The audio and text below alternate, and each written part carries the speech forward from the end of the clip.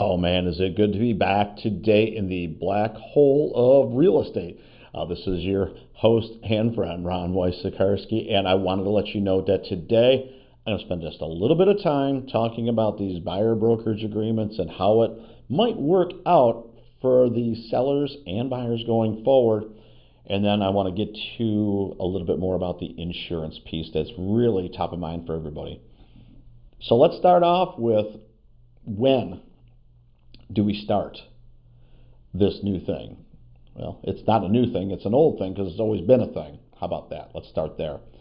But if you're talking about when it's required to have these documents in place and buyer brokerage agreements, that time has been moved from July until August, and we'll see if it remains August or gets pushed even further down the road. My suspicion is there's going to be some negotiation, there's going to be some activity, whether it's a group of businesses, lobbyists, or perhaps even MLSs that are going to not participate in that. So it's going to be interesting to watch that.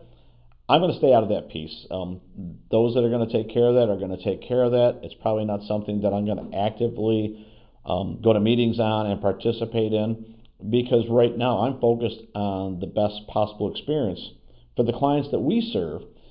And since these things have been readily available for years and years, just let me know what paperwork to use and how to do it, and we'll just follow along with that. We already have a lot of standardizations in Florida for the fire contracts that you guys might be familiar with. So this is just one more piece of standardization in my world, and it doesn't have to be a bad thing. Now, with that said, you can absolutely go to that right now today. You know that. You can wait. You know that. So where is it right now when you meet with a potential seller and they're asking, to be able to work with you and not offer any compensation? Because they can. That's always been a thing. Where they might want to think this through and give some thoughtful consideration to whether they offer it or not is the eventual net price at closing that goes into their bank account in the form of a big fat closing check. You see, if someone's making an offer and the buyer is going to pay their broker for the services, my suspicion is they're going to offer less. It's also going to knock some buyers out of the park because they may not have the ability to write that really big closing check. If there's someone with a low or even a no down payment and are struggling to pay closing costs, I don't know where the rest of this money is going to come from. And we want to make sure that we have the widest possible audience for every listing. So one might just think, since we're using really, the bank's money and future money at closing in order to facilitate these transactions, I can imagine a world where a buyer is getting a loan with low or no down payment, maybe some help with closing costs, and additionally maybe they can be helped out with the cost of the buyer's brokerage. That opens the door to them offering more money on the property. And I don't believe it's a stretch of my imagination or yours that eventually the money that a seller gets at closing could actually be more when they offer compensation. Now stay with me. This is a paperwork facilitation, and if the offer was going to be higher or more competitive because there's more buyers able to look at that property and make offers, I believe that that's going to give cost certainty to the seller at a higher rate than if they weren't offering it. Let's just imagine a world where half of the listings do not offer any compensation, and on the other side of that, half are offering some form of compensation. It's an ease of doing business because it's been done this way traditionally for many, many years. Is more familiar to the consumer, is more familiar to the agent. And it might cause those properties to be shown at a higher rate, or at least offers made at a higher rate, because there's less moving parts on the financial portion of this. And if there's less moving parts and an ease of doing business, my suspicion is to be more offers, more competitive, and perhaps higher prices. If there's higher prices involved, chances are it's going to net to more money at closing for the seller. We want the right offer at the right time at the right price and the right terms. And I believe that offering compensation is a tool that a seller can use. Now, if the buyer has a broker that they've enlisted, well, that's okay. we can go with whatever form that they want. If the buyer feels that they make an offer with that buyer and that brokerage, then you just negotiate from there, the same as you always have. So, we're way past the whole price fixing and this and disclosure. It's out there. I don't know that it was rampant, and I don't know that it was as big a problem as it's made out to be, but it doesn't matter. No one's asking my opinion about that. What I can do is talk about these strategies as we go forward, and I do believe that in most cases it's going to make sense for the seller of a home to make it possible for the buyer's agent to be compensated through the proceeds of their sale. And I think that's the way I want to term that.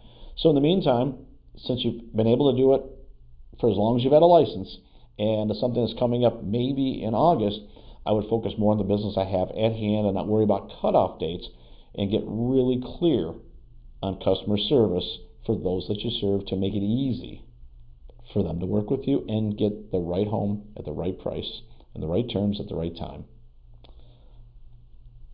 Now let's slide back into insurance, and this is going to be an interesting year all the way to the end.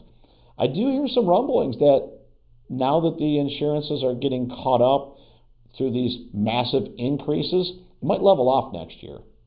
Now, nobody said go down, but it might level off, and instead of having 20, 30, 50% increases, sometimes doubling the cost of insurance, I don't know that renewal rates are going to be as high next year.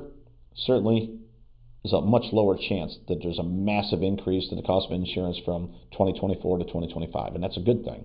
What that tells us is that the insurance companies are recapitalizing, and they're able to offer more service and products, and competition will enter back into insurance, which should cause it to be a little easier to achieve and perhaps a little bit more affordable. Good things for the consumer, right?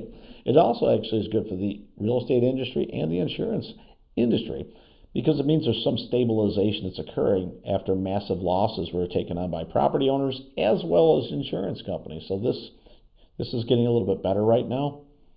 There are still going to be situations, especially in coastal areas and condominiums in particular, where they're going to be either underinsured or passing off massive expenses through special assessments to renovate balconies and rooftops and common areas to make sure that the structures of these condos is safe going forward. Again, probably a good thing, expensive in the beginning, worth it in the end. So if the cost of insurance is going to level off in the next years and there's going to be more availability of insurance through additional carriers and products, again, a good thing. A lot of condos, these special assessments can be painful right now, but in the long run, I can picture a day that if you have a condo that's done the balconies and done the roof and the common areas and anything else that you can imagine, versus one that has not done that yet, whatever the special assessment is this year, as others lag behind and don't do it, there's going to be a separation, in my opinion, of available condos that are financeable, with strong budgets and great repair, and not so many special assessments looming in the future. Because once you've done a balcony, it might be good for 20 years, and the same for the roof. There's a lifespan for all these products, and if it's all getting knocked out in 2024 and 2025, your time horizon might be such that in the next 15, 20 years, you're not going to experience a special assessment. Would absolutely make it easier to buy or sell that property, less complications, financing available, and insurance available. So there's a lot going on with the insurance that will eventually be a positive for the industry and the consumers. Right now, what we're facing is, we talked last week about, the lifetime roof that really isn't a lifetime roof, and there is going to be some complications due to ages of roof and insurance companies' unwillingness to insure based on the age of the roof and the risk that's involved. Again, all that's going to point towards is if you are someone who has a property that may need a roof, putting that roof on is going to actually probably get you an above average return right now, because the home will be worth more, it'll be attractive to a wider audience of people, and the insurance for those people looking to purchase it is going to be more affordable and easier to get. So again, a strategy for a seller is to look at, could I replace the roof in in some way, shape, or form so that the property is insurable? Could I get a win mitt and a 4-point done in advance of going on the market to give certainty to every buyer that the roof probably is not going to be an issue? And since it's one of the most, if not the most expensive thing in the home and the array of things that would need to be either repaired or improved, it's a really good step in the right direction, in my opinion. Also, a lot of roofing companies are offering financing where you can actually put the roof on the house and then pay for it at closing without penalty. And that's something that should be explored. A lot of roofing companies got really smart on this. Says, listen, we know that you'll sell the home for more money. We'll put the roof on, and then you pay us at closing. They're probably making a little fee along with that. But if you're getting, if whatever the fee is, my suspicion is you're getting a lot more in the sales price and at closing for that fee. And is a way for you not to take 10, 20, 30,000 out of your pocket before closing. I've seen some of these concrete and slate roofs, 50, 100, even 150,000 to replace roofs. So it's a real thing to at least look into and explore a financing option to replace a roof. So that's a couple strategies for you, whether you're a buyer, a seller, someone who's in the real estate service industry, or just someone who's just watching and just want to know what's going on. There's two things that I hope can ease your mind and allow you to look, if you're looking to buy or sell a property or move in 2024, to take some of the complication out of it. Now, if this is helping you, you know what to do. Go ahead and subscribe. Definitely leave us a message over here and let us know how we can serve you best the next time on the Black Hole of Real Estate.